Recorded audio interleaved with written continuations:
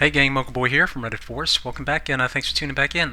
So today we're going to be covering a really complex topic, but this is something that comes up in clan chat almost every other day, and there's usually 50 questions around it. So I wanted to talk a little bit about base design specifically for clan wars. But what I'm going to do is I'm going to step you through a bunch of different design considerations as you're putting your bases together. These are kind of, I guess you could say they're almost a laundry list of rules that you want to cover. As you're building your base, but I want to stop short of just giving you a base and then saying, copy this and collect all your defenses from now until the end of time, because one of the caveats to clan wars is that no matter how good you are and no matter how solid your base is, there is no base out there that can withstand a 3-star attack with enough visits or at least a determined enough attacker. So if that means freeing up a Town Hall 10 to 3-star your Town Hall 9, or a very, very good Town Hall 9 attacker that knows how to pick apart bases, there's nothing that you can do to typically defend against the 3-star. What you're trying to do is make it as difficult for them to sniff out your base, to plan those 3-stars as quickly as possible. Clan Wars at the level that we play is a game of attrition, and by that I mean you want to incur as many revisits on your base as much as possible. So if that means if you're a Town Hall 9, you want to attract Town Hall 10 attacks so that that's fewer attacks against your Town Hall 10 bases. And if you're a Town Hall 10, obviously you want to try to defend against the 2-star, and definitely against the 3-star. Now again, based on where you sit in the rankings, you're going to see a mix of different types of attacks, and again, this is going to be different for every level, but you're going to have to judge this based on your own experience with Clan Wars. Now again, at the level that we play at, 1 to 10, 1 to 15, all go we attacks. So typically max go wipe, and a lot of times go wee, and even a mix of Lavalunian. We've been even seeing a few of those. Now from 15, or rather from 10 to 20 and even 10 to 30, that's really where the most diversity of attacks starts to come in. You have mass hogs, go ho, go wee, go wee low, and all of the derivatives of any of the go wee raids. That's where you start to see a lot of those types of attacks. Now, our goal when we're designing our bases is to shut down hog attacks as much as possible. Despite what you may have heard on the forums, they are still the most effective way of collecting 3-star attacks in any clan war. And a lot of times it really is just a matter of sniffing out where the bombs are and where the traps are, so that you can plan around those, so you can plan your hog attacks around those. They are still the most effective and reliable method for getting 3-stars in any clan war. I mean, a lot of times it's going to be different derivatives of hog attacks with, hog attacks paired with go wee attacks, hog attacks paired with loons, hog attacks pretty much paired with anything. There's really nothing that you can do to stop that except for to put as many obstacles in front of your attackers to make them revisit your base as many times as possible. If you can do that, 2 or 3 revisits on your base, I would consider that a win. Yes, they may end up 3-starring it, but again, it took them 3 tries. The more of these bases that you can put down in front of your attackers, the slower you're going to advance their role as they go through and process your bases. So something to consider there. So let's talk some quick basic attacks and some basic countermeasures against those attacks. If someone were to throw go wipe at this base, really the only thing that's going to save you from go wipe or go wee in general are going to be lots of pockets. And I'm talking like 6 or 7 pockets. This is one of the reasons why bases like Tsunami are such trash, because there's only 3 pockets. Actually only 2 if the outer ring is unbroken. Now, in a base like this, they have to fight through the defenses along with the walls that surround those defenses to get to the next set of pockets. And this would be a very difficult base to process if they had to fight through every single one of these walls to get to the end of the base. The other thing here is that to defend against balloons on the back 9, I've spread out my air defenses to cover pretty much every other defense. It's not always going to be possible to cover every single one of them, but this is one of the very small things that you can do to defend against those back 9 attacks.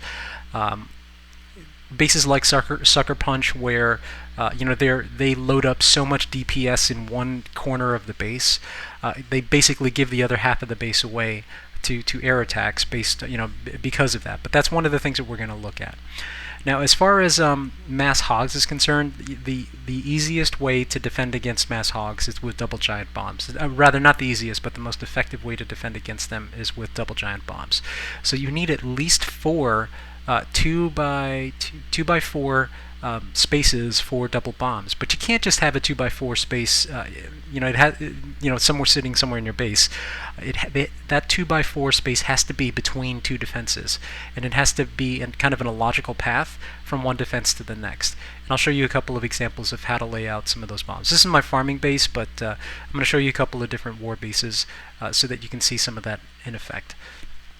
Now, if you're going to be worrying about dragons or air attacks, if that's one of the typical types of attacks on your bases, one of the things that you want to try to do is you want to take all of your bombs and locate them to one corner or one side of your base. Now, I know this sounds a little weird, but think about this for a second. If you can defend one half of your base, that half will survive to take out whatever's left of the attacking force. So it's a question of, do you just defend one corner, with 1/4 of your defenses, your traps, or do you send everything at whatever is attacking your base from whatever direction they're attacking from? So let's say dragons came in from here. Wouldn't it be great if you just loaded up 4 air bombs, 4 smart bombs, right there in that pocket to take out 3 dragons? Taking out even just 2 of those dragons, or hopefully 4 of them, would spell the end of that attack, because you're not trying to kill all of them. You're just trying to kill the dragons that are about to land on your town hall. The other ones will just wander around the exterior of the base anyway. So just something to consider there. Now, after going through a lot of different iterations of different forum bases and different trick bases, what I realized is that really the most effective base to attack, or really the most annoying base to attack in any clan war, is going to be a balanced base. And by balanced, I mean the DPS is spread out enough. I mean, there's enough overlap so that the defenses can cover each other, but they're not so concentrated in one area that you lose or leave like entire sections of your base open. Again, I point to the example of Sucker Punch, where they front load the DPS on the town hall half, but then pretty much leave its backside open. Okay, so let's go ahead and jump on into this. When you're putting your base together, I like to put just some very basic rules down for the members, and that's number 1 is that your CC is unlurable. Now, by unlurable, it's kind of a misnomer. I mean, every CC is lurable. It's just a question of how many troops you're willing to devote to lure out that clan castle. If you can incur somewhere between a 15 and 20 troop count pull, and 15 and 20 troop count, that's like 4 hogs, then that's successful. You want them to invest a large amount of troops to get your CC out. Because every troop that they send in to take out a defense to lure out your clan castle is going to be 4 less or 5 less or whatever that can actually attack your base. And that can be, a lot of times, those 4 or 5 troops can be the difference between a 2-star and a 3-star. So it's very important that when you're putting your base together, that you make it so that your CC is unlurable by placing these external defenses kind of on the edge of the trigger range of that clan castle. Now, anyone trying to hit any of these, maybe with the exception of this archer tower, is going to have some trouble. So this is a very, I cannot stress how important this is. If you were to have this, one of the things that I see a lot of times is, the town hall centralized, but the CC offset.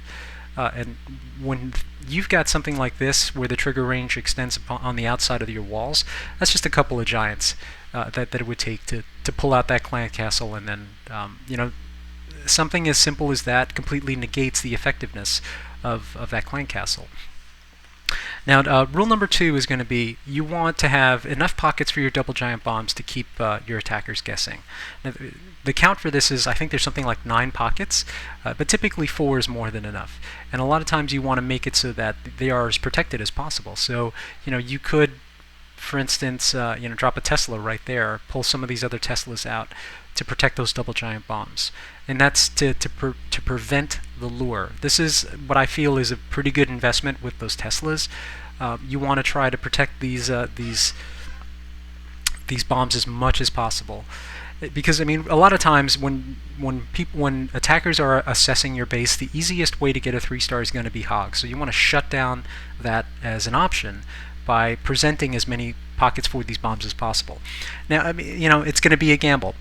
Whether or not you use 2 sets of double giant bombs, or 1 set and then offset your second pair, that's completely up to you. But those are some of the considerations that you want to make. Now, as far as traps are concerned, I've got a couple of opinions with these. My opinion with traps is you have the choice of either spreading out your traps and having them pick off 1 or 2 attackers, or you can clump them all together and take out an entire section of attackers. For me, it's more valuable to me to defend 1 half of the base than it is to kind of defend the entire base, but only with a quarter of your traps. So it's kind of a min-max decision in that respect, and it's worked out pretty well where if you load up all of your traps over on 1 half of the base, then you're good to go. So if, say, on a revisit, they decide to abandon the ground attack and go to the air attack, 1 half of their raid is going to fail, while the other half may survive, may get to the town hall, but whatever's left is not going to be able to 3-star the rest of the base. So something to consider there. Now with your skeleton traps, there's a very interesting thing that I mean, out of all the traps that you have, these were probably the most effective trap that you have to defend against things like Go Wipe. And that's for one very basic reason, and that's because they actually redirect P.E.K.K.A.s. Similar, P.E.K.K.A.s will treat these the same way as Clan Castle troops, in that if you can position them in such a way as to trigger kind of offset from the town hall. Let's say P.E.K.K.A.s get into here, and then the skeletons pop here, you'll effectively draw them away from the town hall. That's something that I've seen done on a lot of different occasions, and the way that Sucker Punch in this configuration is set up, it's possible that your heroes, as well as the clan castle, could end up drawing any attackers past your town hall, literally right past your town hall, and into this murder pocket up here. So this is a really effective design for defending against southern attacks. Now, if they were to attack from the north, then all bets are off. But they still have to fight through 60% of the base to get to your town hall. So this is a pretty good setup as far as how to place your traps. So just some considerations there. Now, with the little bombs, plug these in anywhere you think makes sense. But typically speaking, you want to take these as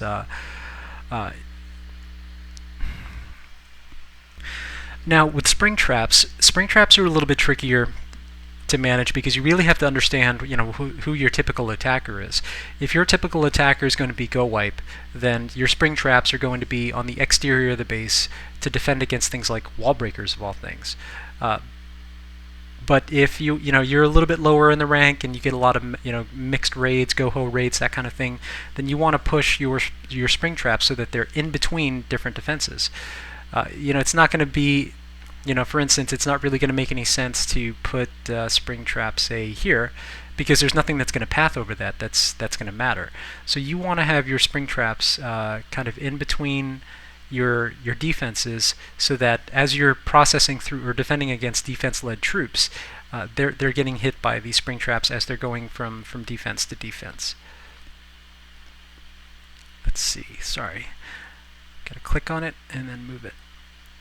I do like to pair them up as much as possible because it's more important to take out, each one of these spring traps is good for 3 hogs.